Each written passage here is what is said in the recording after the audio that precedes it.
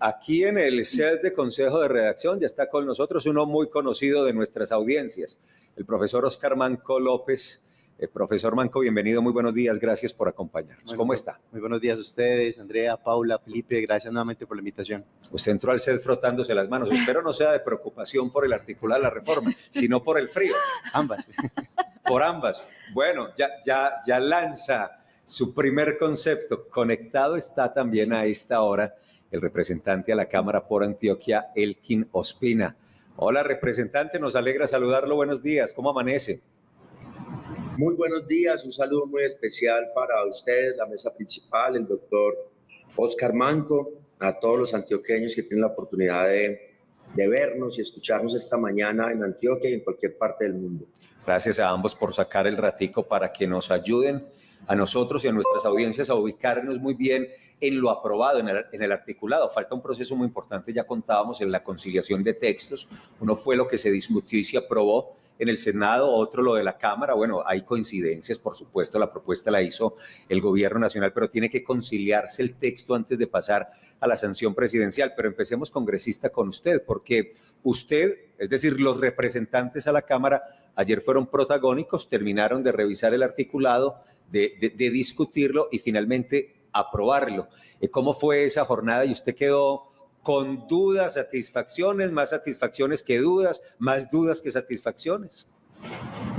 Bueno, lo primero que hay que decir es que una reforma tributaria nunca gusta, nunca le gusta a los colombianos, a los sectores políticos, y que además el país pues lleva haciéndolas muy seguidamente.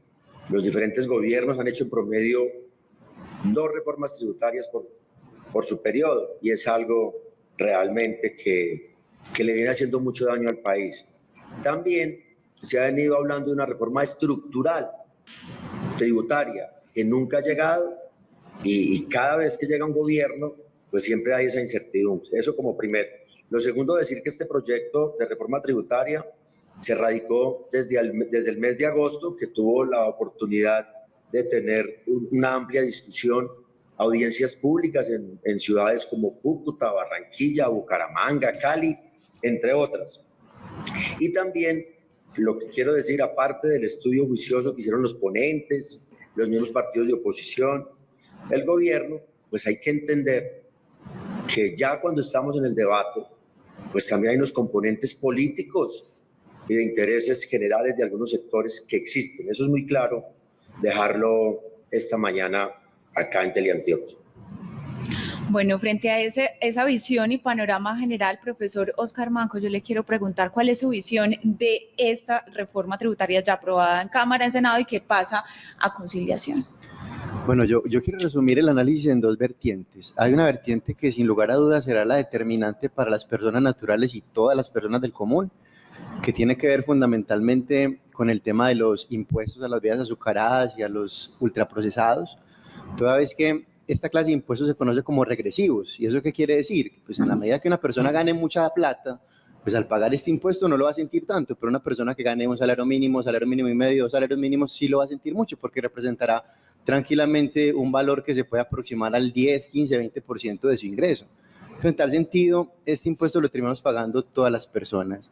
Desde el punto de vista ya del impuesto que se está causando y se va a causar ya para las empresas, fundamentalmente las petroleras y las carboneras, pues estamos hablando de que las regalías no se van a deducir, de que van a tener una sobretasa, incluso dependiendo, por supuesto, del comportamiento del precio, de los precios internacionales. Y eso tiene 2 efectos. Un efecto donde los márgenes de los privados se van a afectar, es decir, una persona que tenga inversiones en este tipo de sectores no va a marginar tanto, pero además de lo anterior va a congelar seguramente la inversión. Es lo que viene pasando, por ejemplo, en Argentina, donde al intervenir el sector energético, ya en este momento, por ejemplo, las inversiones para el sector se han congelado totalmente. ¿Y eso qué acarrea? Pues problemas de desempleo, problemas relacionados también, por supuesto, con la falta de desarrollo de inversión, que de alguna manera conecta toda la cadena. Entonces, en virtud de esto, digamos que las 2 vertientes son las que vamos a sentir más directamente las personas. Representante Elkin Ospina, usted menciona que aquí obviamente entran en juego componentes políticos. En esta reforma tributaria, ¿cuáles fueron esos componentes a los que usted se refiere? Bueno, también es importante decir que la Cámara de Representantes tuvo más de 27 horas de debate el Senado sacó el estudio un solo día. Nosotros empezamos el día martes tipo 10 de la mañana, terminamos casi 11 de la noche del mismo martes, y ayer se citó a las 9 de la mañana para seguir con el debate. Y por eso también la independencia de la Cámara en cuanto a lo que se aprobó en el Senado. Los textos pues son muy diferentes, hay muchos puntos por conciliar porque la Cámara pues tuvo su independencia. En cuanto a lo que hablaba el profesor Manco, pues hay que decir que nosotros desde la Cámara de Representantes, el partido Alianza Verde buscó que no se grabara ningún alimento procesado. Todo el capítulo 2 del artículo 45 que contemplaba los alimentos procesados, nosotros presentamos una proposición para que no se grabara ningún alimento. Solamente logramos sacar el pan, los lácteos, el bocadillo, la miel, el yogur, la cuajada, todos los derivados de lácteos. Y ahí es donde vienen los componentes políticos. Cada sector defiende o tiene unas posturas que defiende dentro del Congreso de la República. Muchas veces se pierde, muchas veces se gana. En el caso nuestro, pues no logramos que se sacara todo el capítulo 2 del artículo 45, pero sí logramos que el PAN y otros artículos se excluyeran de este impuesto y este gravamen. Algo muy importante, cada gobierno siempre trae unas propuestas, o un programa de gobierno, busca sus mayorías para lograr aprobarlas. Y en ese sentido es lo que yo les quería decir, que también tiene un componente político. La reforma tributaria del gobierno pasado, pues lógico que a la oposición, hoy gobierno, no le gustaba y la criticaba todo el tiempo.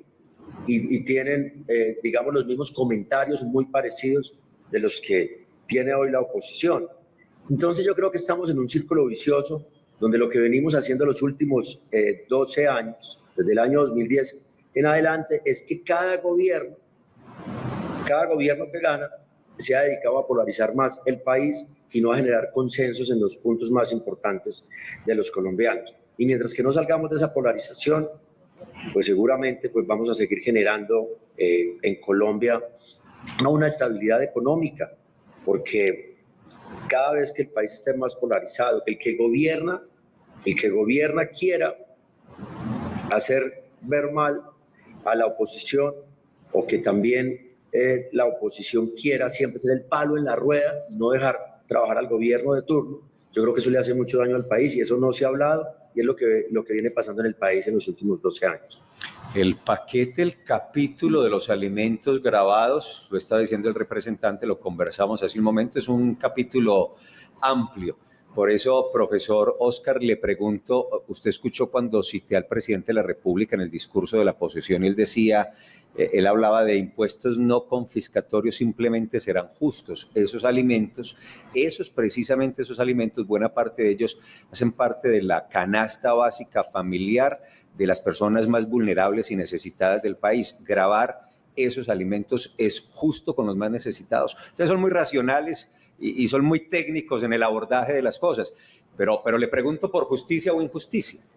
Lo que pasa es que el tema de los impuestos confiscatorios tiene mucho que ver con los altos patrimonios, que claramente la reforma también de alguna manera toca el punto, grabando a partir de los 2.600, los 5.000 y los 10.000, el 0.5, el 1 y el 1.5%. Ahí está claro que lo que pretendía la reforma era justamente tener una medida que permitiera que los grandes patrimonios pues causaran también su impuesto correspondiente. Las empresas se van a ver afectadas también con valores de patrimonio que tienen que estarse calculando con base en el histórico. Pero, ¿qué ocurre con estos impuestos que tocan los bolsillos de las personas? Estos, más allá de ser confiscatorios, como lo mencionaba, son impuestos regresivos. Básicamente, las personas, en la medida que van ganando menos, van sintiendo mucho más esa carga.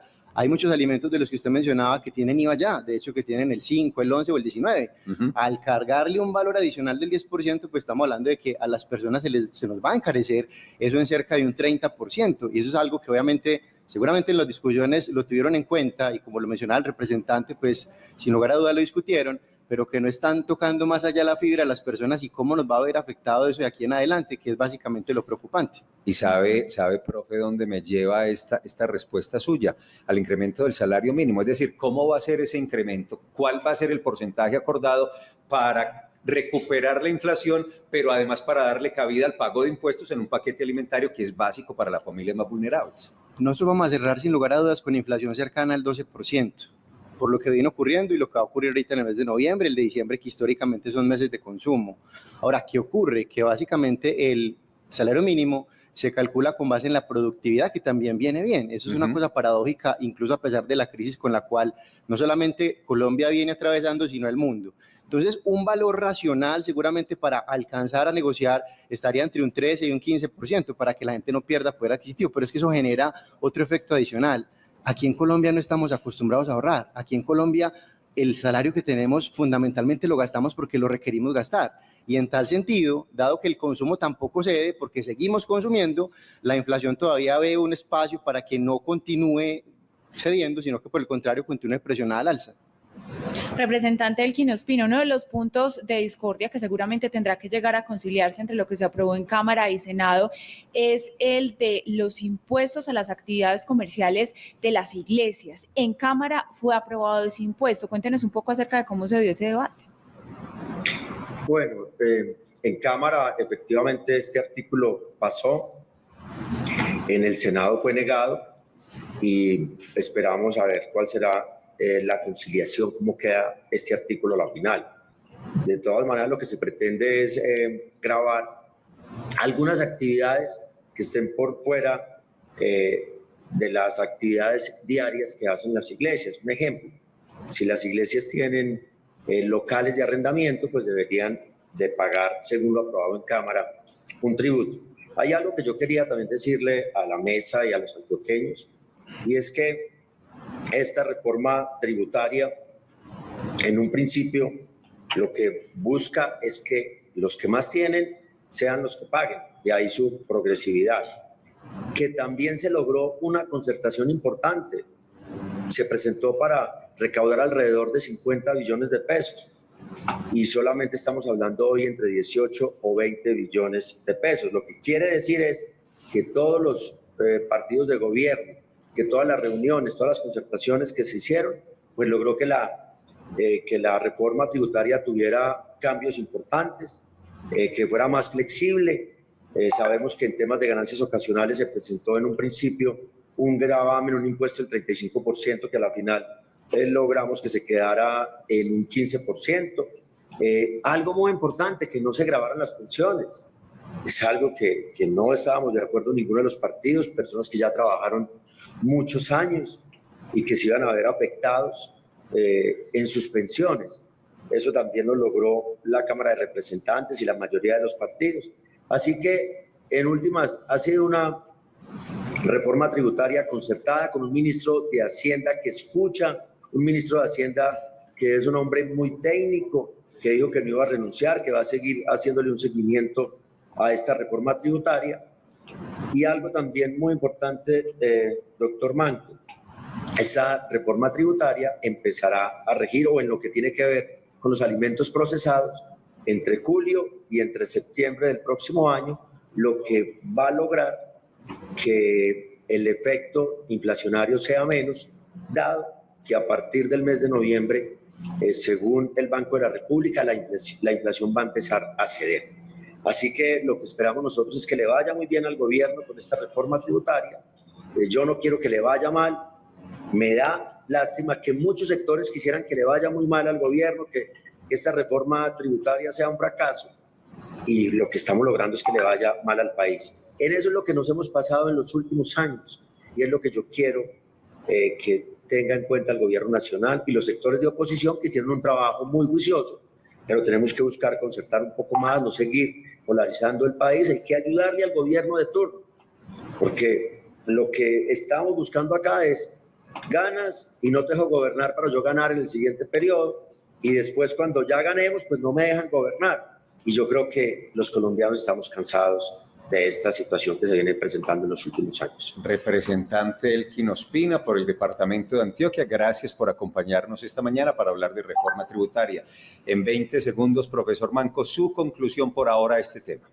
Bueno, yo creo que hay, como les mencionaba, dos efectos. Un efecto desde el punto de vista de las empresas, que seguramente tendrá impacto sobre el empleo y la inversión, y además de lo anterior en las personas que El representante menciona que es a partir del mes de julio que se va a empezar a tributar este tipo de ejercicios. Sin embargo, hay un efecto de percepción en las personas y también de incremento anticipado en los precios que seguramente va a cobrar relevancia a partir del mes de enero.